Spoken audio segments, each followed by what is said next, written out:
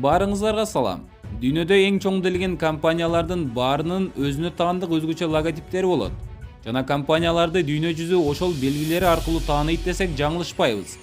Бирок көпчүлүк адамдар логотиптер эмнени билдирерин, кандай маанини түшүндүрөрүн биле беришпейт. Билип ал каналынын бүгүнкү видеосунда дүйнөгө эң белгилүү делген 12 логотиптин жашыруун сырларын сиздерге айтып бермекчибиз.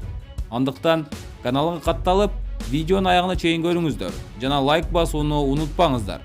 Даяр болсоңуздар, кеттик.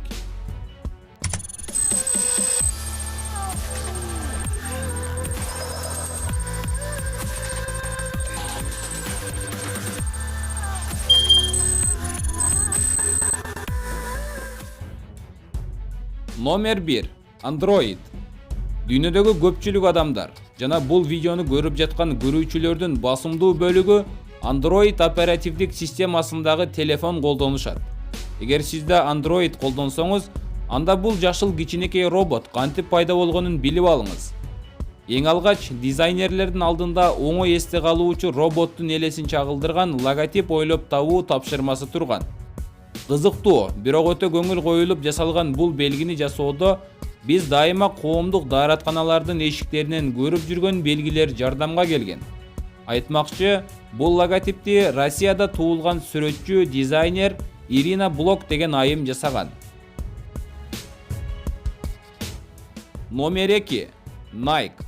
Уникалдуу логотип ойлоп табуу үчүн дизайнерлерге чоң компаниялар миллиондогон доллар акча каражатын төлөп беришет. Бирок жер планетасындагы эң белгилүү жана абройлуу компаниялардын бири болгон Nike компаниясы өзүнүн логотипин болгону $35 кадимки студентке 40 жыл мурда жасаткан. Кызыгы, бул логотип алгач компаниянын ээлерине эч жаккан эмес, бирок тарых баарын өз ордуна койгон. Баса, сизге кайсы спорттук бренд жагат? Nike, Adidas, Reebok же дагы башка компаниябы? Өз оюңузду комментарийге жазыңыздар. Номер 3. Toyota. Көпчүлүк япониялык Toyota компаниясынын логотипин башында шляпа кийип турган ковбойго жана буканын башына окшоштурушат. Бирок чындыгында бул атайын стилдеги жип өткөрүлгөн ийне болуп эсептелет. Мындай белгинин себеби болуп Toyota компаниясы эң алгач тигүүчү станокторду чыгарып баштаган жана буга кошумча дагы бир кичинекей сыры бар. Эгер логотиптеги элементтерди өз-өзүнчө бөлүп карасак, андан Toyota деген жазуу келип чыгат. Номер 4. LG. Көп жылдардан бери интернетте LG компаниясынын логотипин жылмайып турган компьютер оюнунун каарманы Pac-Man'ге окшоштуруп келишет. Бирок бул албетте интернет колдонуучуларынын тамашасы гана. Үчтүк кореялык компаниянын логотипинин чыныгы мааниси жылмайып турган адамды билдирип келет. Ар түрдүү ойлорго таянсак, бул нерсе компаниянын кардарларды тейлөөдө адамдык сапатты баалагандыгын билдирет экен. Номер 5. Fanta. Негизи Fanta'нын логотипинин эч кандай деле сыры жок. Бирок суусундуктун атынын келип чыгуу тарыхы өзгөчө десек болот. Coca-Cola компаниясына таандык болгон Fanta суусундугуна ат табуу керек болот. Жаңы суусундуктун атын коюу үчүн атайын чогулуш уюштурулат. Компаниянын жетекчиси чогулушта олтурган кызматкерлерге фантазияңарды иштеткиле дейт. Албетте, фантазия деген сөз англис тилинде fantasy болуп келет. Жана бир канча секундтан кийин эле кызматкерлердин бири Fanta деп кыйкырат. Мына ушинтип легендарлуу ат пайда болгон. Номер 6. Apple. Сиз Apple компаниясынын техникаларын колдонбосоңуз да, бул компаниянын фанаты болбосоңуз да, булт иштелген алма жөнүндө билсеңиз керек. Бүгүнкү күндө дүйнөгө таанымал болгон бул эмблема Coca-Cola жана McDonald's менен белгилүүлүгү боюнча бир катарда турат десек болот. Apple компаниясынын эң биринчи логотиби 1976 жылы пайда болгон. Жана азыркы логотиби менен эч кандай байланышы жок десек туура болот. Ал логотиптен дарактын түбүндө олтурган Исаак Ньютонду көрүүгө болот. Бул логотипти ойлоп тапкан Рональд Уэйн 20-кылымдын эң жолу болбогон адамы деп айтылып келинет. Анткени башында ал Apple'дын негиздөөчүлөрүнүн бири болгон.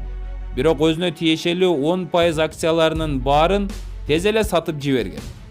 Эгер ал акцияларын сатпаганда, анын байлыгы азыркы күндө 30 миллиард доллар болмок экен. Бирок баштапкы логотип Стив Джобско жаккан эмес жана жаңы логотип ойлоп табуу ишин дизайнер Роб Яновго тапшырат. Яновдун айтымында ал бир баштык алма сатып алып, үйүнө алып келип, логотиптеги деталдарды жөнөкөйлөтүү үчүн бир апта бою сүрөт тарта баштайт. Алма тиштөө идеясы да эксперименттин бир бөлүгү болгон. Ошентип олтуруп, Apple компаниясынын азыркы логотиби пайда болгон. Номер 7. Hyundai. Планетадагы адамдардын дээрлик баары кореялык автомобиль Hyundai'дын логотиби болгону анын баш тамгасы деп ойлошот. Бирок андай эмес. Чындыгында H тамгасы бири-биринин колун кармап турган эки адамды түшүндүрүп турат. Бир тарабында кардар, а бир тарабында компаниянын өкүлү турат. Номер 8. Samsung. Электроника тармагында жер бетине белгилүү болгон бул компания кокусунан эле мындай аталып калган эмес. Samsung бул жөн гана түшүнүксүз чогулуп калган тамгалар топтому эмес. Балким Samsung корей тилинде эки сөздү билдирет. Sam деген 3 дегенди билдирсе, Sung деген жылдыз дегенди билдирет. Башкача айтканда, Samsung биздин тилге которгондо 3 жылдыз болуп которулат. Номер 9. Pepsi. Ишенүүгө кыйын болсо да, качандыр бир кезде Pepsi'нин логотиби ушундай болгон. Жана өзүнүн эң башкы атаандашы болгон Coca-Cola'га окшош болгон. Баары 50 жылдан кийин гана бул суусундук чыккандан кийин өзгөргөн. 20-кылымдын орто ченинде баарыбызга белгилүү 3 түстүү айлана Американын желегин чагылдырып пайда болгон. Болгону 2003-жылы гана бул айлана бир аз башкача болуп алмаштырылган. Ишениш кыйын болсо да, бул айлананы бир аз өзгөртүп койгону үчүн дизайнерлер $1 миллион алышкан. Номер 10. McDonald's. Көпчүлүк адамдар McDonald's компаниясынын логотипин анын баш тамгасы деп түшүнүшөт. Негизинен бул туура, бирок толук түрдө эмес. Мындай белги бөбөк кезинде тамак берген эненин көкүрөгүн чагылдырып туруу үчүн коюлган деген вариант бар. Бирок бул жөн гана бир вариант. Бир тарабынан алып карасак, окшош тарабы да бар. Анткени биз McDonald's компаниясынын логотипин көргөнүбүздө курсак эске келип, дайыма ал жака кирип бир нерсе жегенди ойлонуп калабыз. Дагы башка версияда эң биринчи McDonald'сдагы эки чоң арканы түшүндүрөт деп айтылат. Ал убакта бул компаниянын логотиби такыр башка болгон. Номер 11. Adidas. Спорттук бренд болгон Adidas компаниясынын логотипинин мааниси компаниянын негиздөөчүсү Адольф Даслердин урматына аталган. Логотип бир канча жолу өзгөртүлгөн, бирок 3 сызыктуу формасын сактап калган. Азыркы учурда 3 бурчтуу формада болуп, тоонун элесин берет.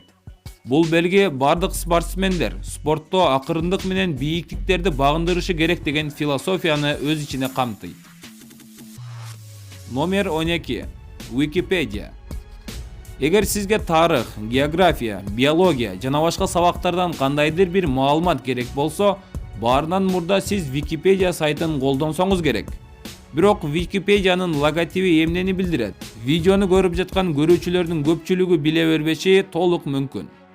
Дүйнөгө белгилүү энциклопедиянын эмблемасынын мааниси жер шары болуп эсептелет. Ал эми пазлдардын бөлүгү болсо дүйнөдөгү ар кандай тилдерди билдирет. Ар түрдүү тилдеги тамгалар чогулуп Википедия деген сөздү берет. Толо элек пазлдар болсо энциклопедиянын толук боло электигин билдирет жана бул энциклопедия дайыма жаңы маалыматтар менен толукталып келүүдө. Бүгүнкү видеобузда ушул маалыматтар болду.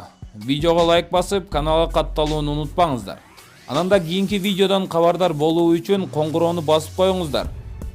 Албетте комментарий жазып калтырсаңыздар да мыкты болот.